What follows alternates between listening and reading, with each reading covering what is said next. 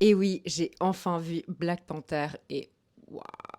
L'attention aux détails dans ce film est juste phénoménale. Tout d'abord, Wakanda est donc un pays fictif de l'Afrique subsaharienne. Je bois cette histoire de métal surpuissant et de fleurs qui donnent la puissance d'une panthère noire comme du petit lait. Je trouve ça ultra stylé comme invention. En plus, la panthère noire, c'est mon animal préféré. Comme vous aurez pu le constater, j'adore aussi le Salut Wakanda. Et Ryan Coogler, donc le réalisateur de ce film, a dit dans une interview que c'était inspiré par 3 choses. 1. La manière dont les pharaons égyptiens étaient enterrés. 2. Les sculptures de l'Afrique de l'Ouest. Et 3. Du langage des signes américains. Ce signe veut donc dire câlin et je trouve ça assez cute.